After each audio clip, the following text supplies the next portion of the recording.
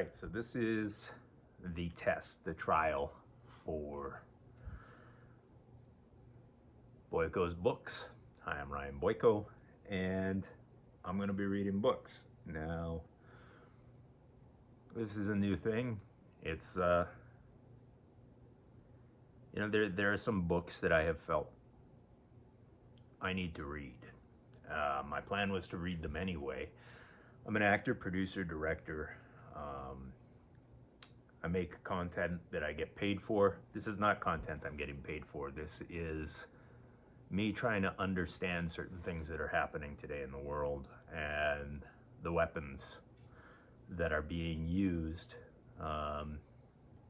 most specifically religious weapons. And I don't get it. To be completely fair, I don't get it, and I don't understand it. I've been exposed to this book in my life. There it is. It's the Holy Bible. I've never read it. I've read excerpts. I was in Catholic school until I was in about grade 3. But I was going to read this because there's so much talk about this book, about people who read it every day and making decisions based on this book. Wars have been fought over this book. Wars are currently happening, and decisions are being made based on this book or based on interpretations of this book. I've never read the book, so I'm ignorant to this book, to what it says, and I have a feeling I'm not the only one. And I think that there's a lot of people who say they've read the book but haven't read the book. So I figured I'm going to read it anyway. I'm an actor. I'm not working at the moment, so I might as well use my voice and articulate and rehearse, practice cold reading. So that's what I'm going to do. I'm going to read this book.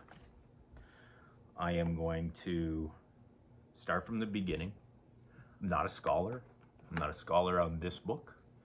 I'm a scholar on some books. This isn't one of them. So I'm going to sit here. I'm going to go through the book. I don't know if I'm going to comment on it on each video, on each episode, but I have a feeling I'm not going to be reading that in one go. My understanding is there's like 60 some odd books in this book, or stories, chapters. I don't know exactly what they're called, but we'll find that out when we get into the preface. And so this is one of these books that I think is important that we read, and I'm going to be reading it without preconceived notion, without pretense, without having a historical background that I'm going to tell you this means this or that means that. But maybe I'll stop in between and say this is what it means to me. If I'm not finding any specific meaning, then I'll just I'll keep going, and we'll get into it. We're gonna read the Bible together, and if you like what I'm doing, if you like the fact that I'm reading the Bible, that I'm here, that I'm being authentic, just sitting in front of actually this is a sliding glass door, but it used to be a church window from a Lutheran church, and so I thought that this was an appropriate location to sit. I'm also in a throne that happens to have a book. That book has the Lord's Prayer written on it. I don't even know if the Lord's Prayer is in this book or if it's in a prayer book, but I know the Lord's Prayer. I took it. I was in elementary school when it was still in the public school system. Yeah, so I don't know. I don't know what else to say as my intro, but if you like this content, please subscribe, share. As I said, I'm not getting paid for this, so hopefully you can spread the message, spread the word. I've got a couple of cats who are running around here, one who's talking to me now because she believes that every time I speak aloud or rehearse that I'm talking to her. So that's it. Also, new thing. This happened this year. I can't read without them. It doesn't look so good on camera, I apologize for that, but I've got the light set up so there should be minimal glare from the glasses. And this is me taking a crack at the Holy Bible. This is unrehearsed. I have never read any of these words before, so please forgive me if I trip over them. Let's talk about it in the comments.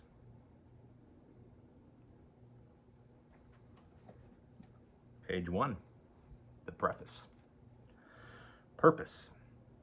In the preface to the 1611 edition, the translators of the authorized version, known popularly as the King James Bible, state that it was not their purpose to make a new translation, but to make a good one better.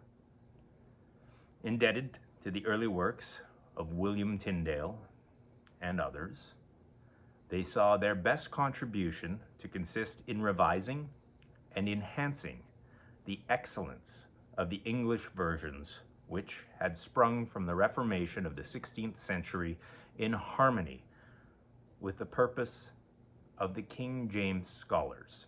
The translators and editors of the present work have not pursued a goal of innovation.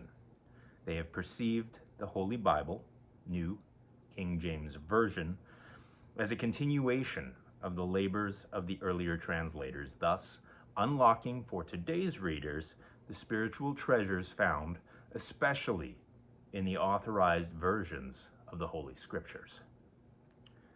Living legacy. For nearly 400 years and throughout several revisions of the English form, the King James Bible has been deeply revered among the English-speaking peoples of the world.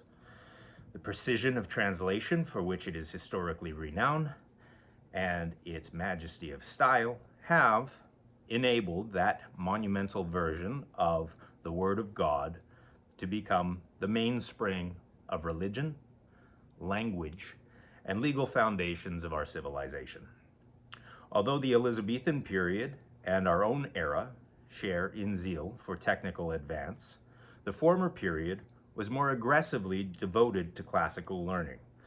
Along with this awakened concern for the classics came a flourishing companion in interest in the scriptures, an interest that was enlivened by the conviction that the manuscripts were providentially handed down and were a trustworthy record of the inspired Word of God. The King James translators were committed to producing an English Bible that would be a precise translation and by no means a paraphrase or a broadly approximate rendering. On the one hand, the scholars were almost as familiar with the original languages of the Bible as with their native English. On the other hand, their reverence for the divine author and his word assured a translation of the scriptures in which only a principle of utmost accuracy could be accepted. In 1786, Catholic scholar Alexander Geddes said of the King James Bible, "If accuracy and strictest attention to the letter of the text be supposed to constitute an excellent version, this is of all versions the most excellent." George Bernard Shaw became a literary legend in the century because of his severe and often humorous criticisms of our most cherished values. Surprisingly, however, Shaw pays the following tribute to the scholars commissioned by King James. The translation was extraordinarily well done because to the translators, what they were translating was not merely a curious collection of ancient books written by different authors in different stages of culture, but the Word of God, divinely revealed through his chosen and expressly inspired scribes. In this conviction, they carried out their work with boundless reverence and care and achieved a beautifully artistic result. History agrees with these estimates. Therefore, while seeking to unveil the excellent form of the traditional English Bible, Special care has also been taken in the present edition to preserve the work of precision, which is the legacy of the 1611 translators. Complete equivalence in translation. Where the translation has been necessary in the New King James Version, the most complete representation of the original has been rendered by considering the history of usage and etymology of words in their contexts. This principle of complete equivalence seeks to preserve all the information in the text, while presenting it in good literary form.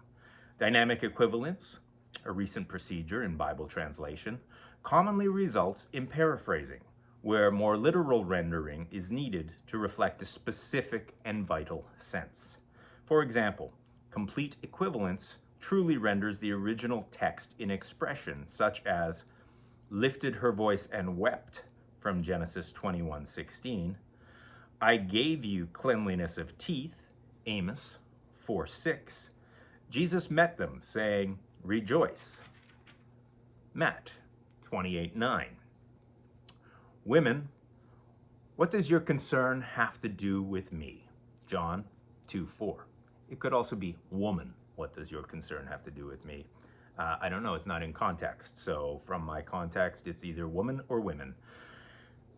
Complete equivalence translates fully in order to provide an English text that is both accurate and readable. So far, the preface is quite readable. I haven't tripped over too many words. It's pretty good. In keeping with the principle of complete equivalence, it is the policy to translate interjections which are commonly omitted in modern language renderings of the Bible. As an example of the interjection, behold, in the older King James edition, continues to have a place in English usage, especially in dramatically calling attention to a spectacular scene, or in the event of profound importance, such as the Emmanuel prophecy of Isaiah 7:14. Consequently, behold is retained for these occasions in the present edition. However, the Hebrew and Greek originals for this word can be translated variously depending on the circumstances in the passage. Therefore, in addition to behold, words such as indeed, look, see, and surely are also rendered to convey the appropriate sense suggested by the context in each case. In faithfulness to God and to our readers, it was deemed appropriate that all participating scholars sign a statement affirming their belief in the verbal and plenary inspiration of Scripture and inerrancy of the original autographs.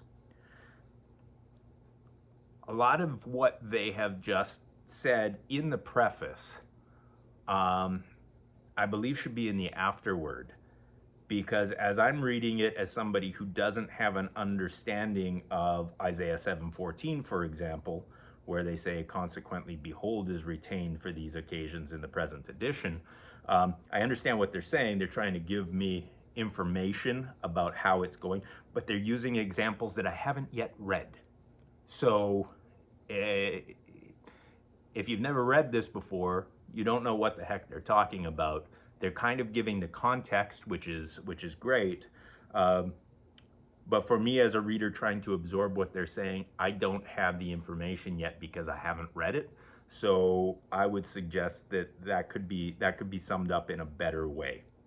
But essentially they're talking about the complete equivalence in the translation, and that they've used a couple of extra words to, I don't know, to bring it more modern rather than constantly saying behold, behold. They're saying indeed, look, see, and surely. But they used examples that were really unnecessary because we haven't met those examples yet. So for me, as somebody who's looking at this book for the first time, I'm appreciating that I'm getting some understanding before going into it. But the examples that they're using don't work because I haven't read those examples yet. So for anybody who's read this book before, those examples probably make perfect sense. But if you're coming at this with a new eye like I am, those examples don't really work. I understand what they're saying, but that's me uh, putting myself into another position as if I had read it so that I can understand where they're coming from. But basically, the gist of it is it's as close to the original as possible, and they've just updated a few words to make it more consistent with something that we would be familiar with today. That's all they had to say. Devotional quality. The King James scholars readily appreciated the intrinsic beauty of divine revelation. They accordingly disciplined their talents to render well chosen English words of their time, as well as graceful, often musical arrangement of language, which has stirred the hearts of Bible readers through the years. The translators, the committees, and the editors of the present edition, while sensitive to the late 20th century English idiom and while adhering faithfully to the Hebrew, Aramaic, and Greek texts, have sought to maintain those lyrical and devotional qualities that are so highly regarded in the authorized version. This devotional quality is especially apparent in the poetic and prophetic books, although even the relatively plain style of the Gospels and the epistles can secretly be linked, as sometimes suggested, to the modern newspaper style. The Koine Greek of the New Testament is influenced by Hebrew background of the writers, for whom even the gospel narratives were not merely flat utterances, but often song in various degrees of rhythm. Also, some of these pronunciations, I'm just kind of going with it, but please forgive me if I'm not pronouncing things right, and you can make notes in the comments. I'll read the comments, and if there's anything that I'm saying incorrectly, or even if I'm talking through this section and I miss something or I miss the meaning, I'm happy to have you let me know in the comments what the meanings and pronunciations are supposed to be. Because I can already see there's a couple words I've never come across, and I've studied Shakespeare, but there's one coming up that says phylactery.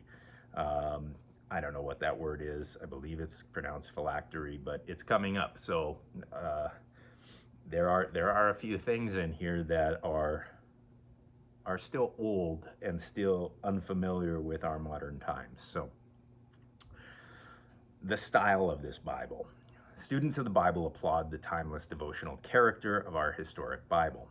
Yet, it is also universally understood that our language, like all living languages, has undergone profound change since 1611. Subsequent revisions of the King James Bible have sought to keep abreast of change in English speech.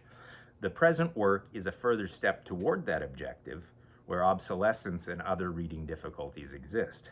Present-day vocabulary, punctuation, and grammar have been carefully integrated. Words representing ancient objects, such as chariot and phylactery, have no modern substitutes and therefore are retained. So, phylactery. What is a phylactery? I'm not sure. I know what a chariot is, but I don't know a phylactery. I'll have to look that up. Special feature of the New King James Version is its conformity to the thought flow of the 1611 Bible. The reader discovers that sequence and selection of words, phrases, and clauses of the new edition, while much clearer, are so close to the traditional that there is remarkable ease in listening to the reader of either edition while following with the other. In the discipline of translating biblical and other ancient languages, a standard method of transliteration, that is, the English spelling of an untranslated word, such as names of persons and places, has never been commonly adopted. In keeping with the design of the present work, the King James spelling of untranslated words is retained, although made uniform throughout.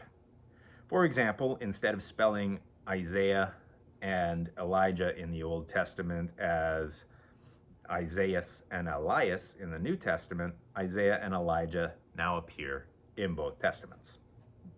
King James doctrinal and theological terms, for example, propitiation, justification, and sanctification, are generally familiar to English-speaking peoples. Propitiation? Yeah, I don't know this word, but I'll figure it out. Again, you can leave its definition in the comments. Such terms have been retained except where original language indicates a need for more precise translation. Readers of the authorized version will be immediately struck by the absence of several pronouns. Thee, thou, and ye are replaced by the simple you, while your and yours are substituted for thy and thine as applicable. Thee, thou, thy, and thine were once forms of address to express a special relationship to human as well as divine persons. These pronouns are no longer part of our language. However, reverence for God in the present work is preserved by capitalizing pronouns, including you, your, and yours. I won't read them like that, which refer to him. Additionally, capitalization of these pronouns benefit the reader by clearly distinguishing divine and human personas, referring to in a passage.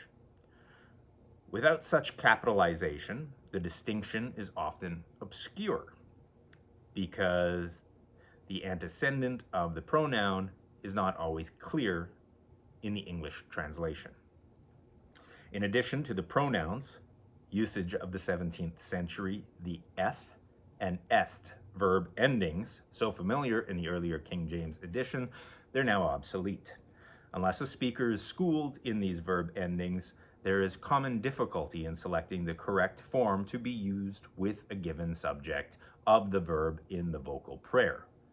I am schooled, as I've learned a lot of Shakespeare over the course of my career.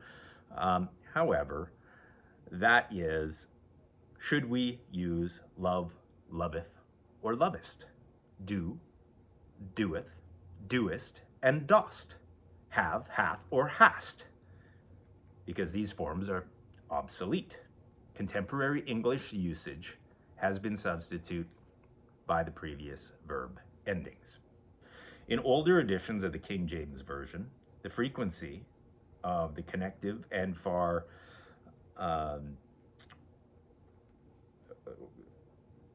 exceeded the limits. Sorry, one moment, let me take that back.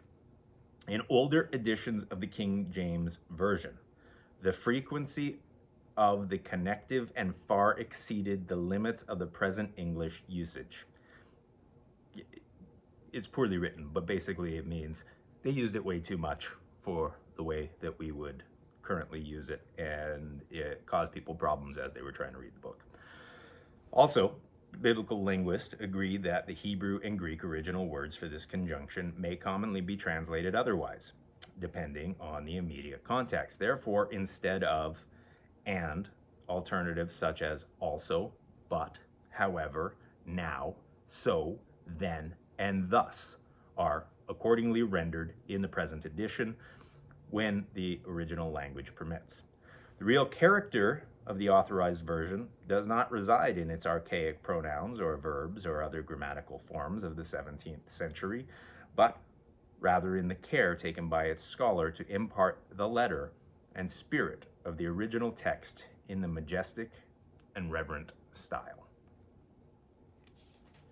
So the format of the New King James Version is designed to enhance the vividness and devotional quality of the Holy Scriptures, and hopefully the reading as well. It's a fairly smooth read so far. I've only had really one sentence and a couple of words that aren't super clear. So subject heading assists the reader to identify topics and transitions in the biblical content. You won't have to worry about that. Words and phrases in italics indicate expressions in the original language which require clarification by additional English words, as also done throughout the history of the King James Bible. Verse numbers are in bold type, so it indicates the beginning of a paragraph. Oblique type in the New Testament is indicated as a quotation from the Old Testament. Poetry is structured as contemporary verse to reflect the poetic form and beauty of the passage in the original language. The covenant name of God was usually translated from Hebrew as Lord or God, using capital letters as shown. Sorry, you can't see it. In the King James Old Testament, this tradition is maintained. In the present edition, The name is so capitalized whenever the covenant name is quoted in the New Testament from a passage in the Old Testament. Significant explanatory notes, alternate translations, and cross references, as well as the New Testament citations of Old Testament passages, are supplied in the footnotes. Old Testament text. The Hebrew Bible has come down to us through the scrupulous care of ancient scribes who copied the original text in successive generations. By the 6th century AD, the scribes were succeeded by a group known as the Masoretes. You can tell me how to say that in the comments. M-A-S-O-R-E-T-E-S. Masoretes, who continued to preserve the sacred scriptures for another 500 years in the form known as Masoretic text. Babylonia, Palestine, and Tiberias were the main centers of the Masoretic activity. But by the 10th century AD, the Masoretes of Tiberias, led by the family of Ben Asher, gained the ascendancy through subsequent editions. The Ben Asher text became in the 12th century the only recognized form of the Hebrew scriptures. Daniel Bomberg printed the first rabbinic Bible in 1516 to 1517. That work was followed in 1524 to 1525 by a second edition prepared by Jacob Ben Chaim and also published by Bomberg. The text of Ben Chaim was adopted in most subsequent Hebrew Bibles, including those used by the King James translators.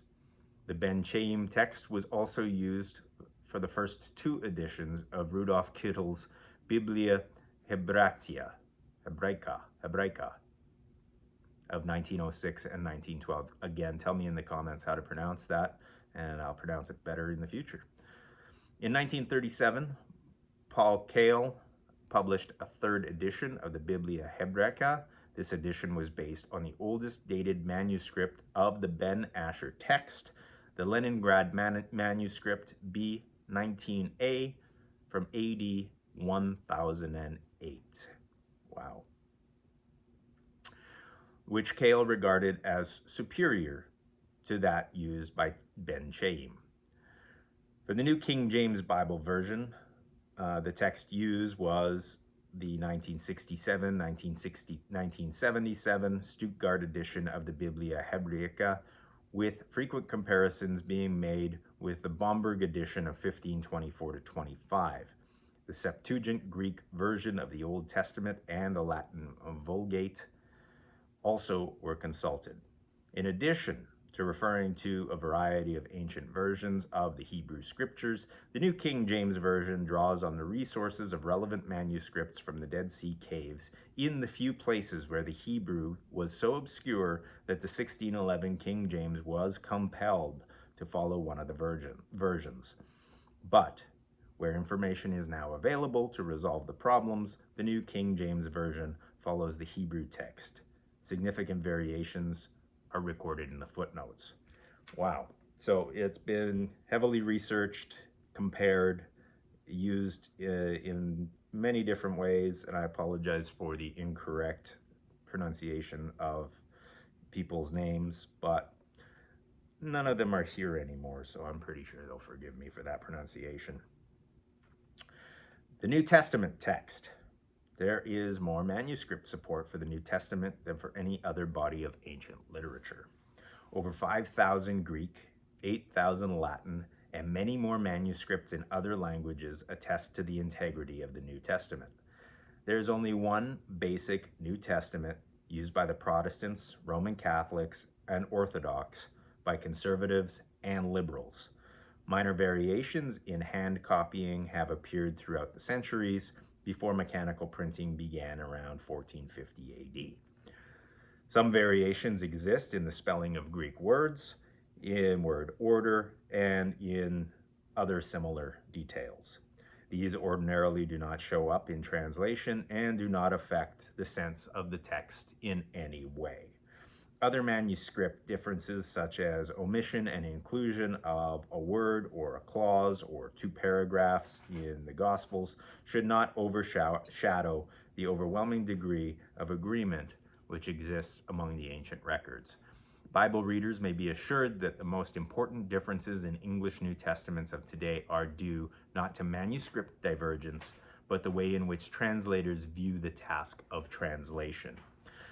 How literally should the text be rendered? How does the translator view the matter of biblical inspiration? Does the translator adopt a paraphrase when a literal rendering would be quite clear? And more to the point, the New King James Version follows the historic precedent of the Authorized Version in maintaining a literal approach to translation, except where the idiom of the original language cannot be translated directly into our tongue. The King James New Testament was based on the traditional text of the Greek-speaking churches, first published in 1516 and later called the Textus Receptus, or received text. Although based on the relatively few available manuscripts, these were representative of many more which existed at the time but only became known later. In the late 19th century,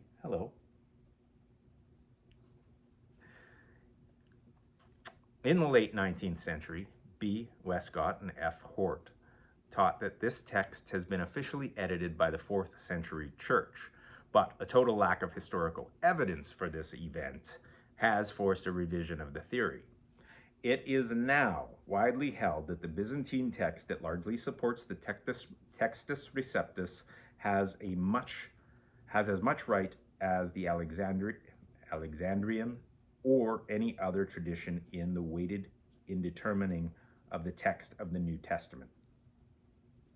Those reading in the Textus Receptus, which have weak support or indicated in the footnotes as being opposed to the critical and majority texts, see the footnotes, since the 1880s, most contemporary translation of the New Testament have relied upon a relatively few manuscripts discovered chiefly in the late 19th and early 20th centuries. Such translations depend primarily on two manuscripts, Codex Vaticanus and Codex Sinaiticus, Sinaiticus, because of their greater age.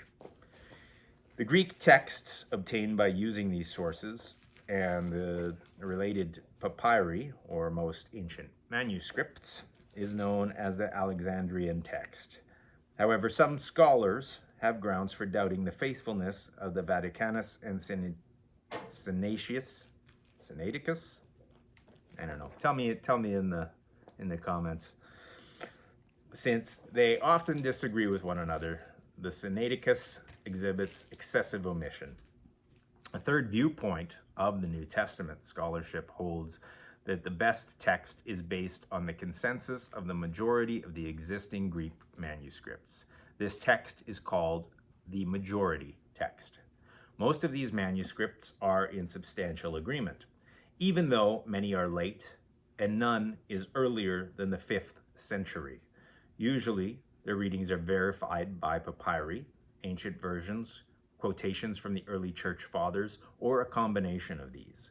The majority text is similar to the Textus Receptus, but it corrects those readings which have little or no support in the Greek manuscript tradition. Today, scholars agree that the science of New Testament textual criticism is in a state of flux. Very few scholars still favor the Textus Receptus as such, and then often for its historical prestige as the text of Luther, Calvin, Tyndale, and the King James Version. For about a century, most have followed a critical text, so-called because it is edited according to specific principles of textual criticism, which depend heavily on the Alexandrian type of text. More recently, many have abandoned the critical text, which is quite similar to the one edited by Westcott and Hort. For one is more eclectic. Finally, a small but growing number of scholars prefer the majority text, which is close to the traditional text except in the Revelation. In light of these facts, and also because the New King James Version is the fifth revision of a historic document translated from specific Greek texts, the editors decided to retain the traditional text of the body of the New Testament and to indicate major, critical, and majority text variant readings in the footnotes. Although these variations are duly indicated in the footnotes of the present edition, it's most important to emphasize that fully 85% of the New Testament text is the same as the Textus Receptus, the Alexandrian text, and the majority text. How do we pronounce this? Is this Alexandrian? I'm not sure. I think it's Alexandrian, but if you can tell me in the text, you can just even break it up like Alexand and Rian. I don't know. Footnotes. Specifically explanatory notes, alternate translations and cross-references, as well as New Testament citations of Old Testament passages are supplied in the footnotes to the text. Important textual variants in the Old Testament are identified in the standard form. The textual notes in the present edition of the New Testament make no evaluation of readings, but do clearly indicate the manuscript sources of readings. They objectively present the fact without such tendacious remarks as the best manuscript omit or the most reliable manuscripts read. Such notes are value judgments that differ according to varying viewpoints on the text, but giving clearly defined set of variants, the New King James Version benefits readers of all textual persuasions. Where significant variations occur in the New Testament Greek manuscripts, textual notes are classified as follows. 1. NU-text, so new text. These variations from the traditional text generally represent the Alexandrian or Egyptian type of text described previously in the New Testament text. They are found in the critical text, published in a 26th edition of All Nestle-Aland Greek, New Testament, N, and the United Bible Society's 3rd edition, U, hence the acronym NU text, new text. Number 2, M text. This symbol indicates points of variation in the majority text from the traditional text, as also previously discussed in the New Testament text. It should be noted that M stands for whatever reading is printed in the published Greek New Testament according to the majority text, whether supported by overwhelmingly strong or a divided majority textual tradition. The textual notes reflect the scholarship of the past 150 years and will assist the reader to observe the variation between the different manuscripts, traditions of the New Testament. Such information is generally not available in English translations of the New Testament. That's the end of the preface. So that takes our, I guess our first video to about 40 minutes, reading through the preface, reading it aloud. It wasn't difficult for me. I had a nice time reading it. Still getting used to the glasses. It's a thing. And let me know if you want this kind of content, if there's any pronunciations that I'm doing wrong, anything that you would like to see me do differently. But I think this is the way we're going to go through the entire book. The book is the Bible, or the multiple books that make up the Bible. I'm really interested. I hope you'll join me for all the rest. Let me know if there are other books that you want me to read, if you're enjoying this format, if you enjoy the way I read. Yeah, I was going to read this anyway, and I feel like there are a lot of people who could benefit from this reading, of this book. And as I go along, we'll go with other classic books, classic texts that we'll chop up, we'll digest. Maybe we'll get into a point where we have discussions, but I mean, I really want you to think about this as I guess as story time, as me just reading it like my grade 3 teacher, Mrs. Joan Whittefield, sat with us and read A Wrinkle in Time. I'm not taking it much more than that. I wanted to read this book, and in taking the time, I figured why not start a channel and see if there are other people who want to have this information too, want to have it easily accessible, easily digestible. If you do, please like, share, subscribe. If you want to know when I post, there's a little bell. The little bell has a couple of different settings. You can say every once in a while or every time I post. If you really want to watch this, if you're seeing this video today, that means I've read the whole Bible, because I'm not going to be putting it out there, but know that this project has started at the beginning of what is Lent in the Christian tradition. So I guess this is my gift to you, those people who are celebrating Lent. I'm trying to do the whole fasting thing at the same time, just because if I'm going to do this, let's do it the way people traditionally do it. Please excuse any ignorance on the pronunciations or on my opinions of each of the books as we go through them. But yeah, like this is it, and we are going to we'll take it from there. Thanks for joining me, and hopefully I'll see you next time.